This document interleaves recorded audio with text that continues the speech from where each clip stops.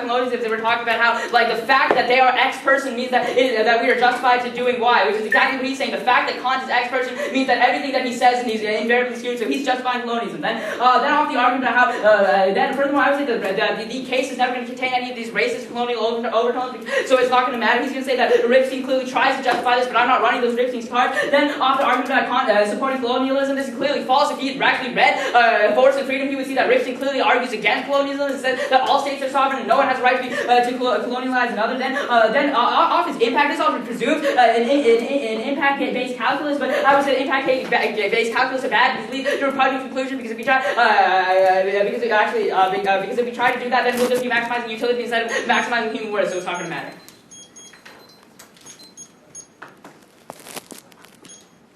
Didn't you just say you turned the link on that routine? That was a turn of the performance, not the link. The what? The performance. My argument is that there's two ways to turn the K. I can turn the fact that you're running it, so why or I can turn by saying that you... So why does that trigger reciprocity violation? Because the argument is that I can link in, and you can always say that that's bad. Or you can say, at any point in time, you can look at any of the arguments that I've said and said, the performance behind this argument is bad. I can only indict performance. I can never say you link in, so it's always on reciprocal.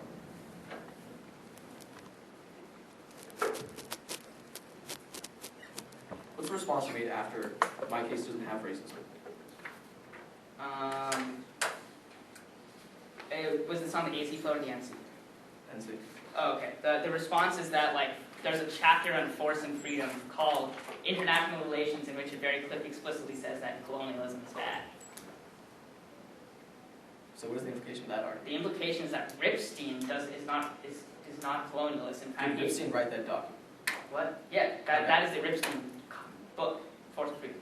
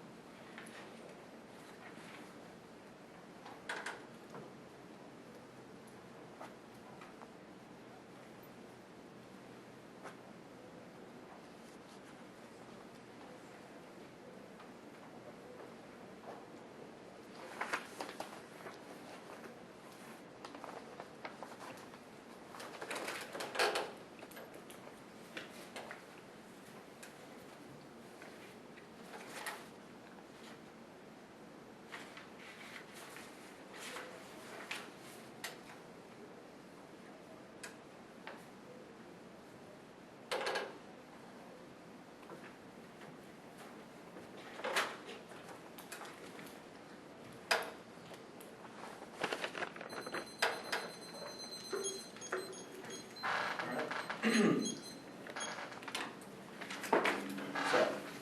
the order is, we're going to have a quick overview to the round, then,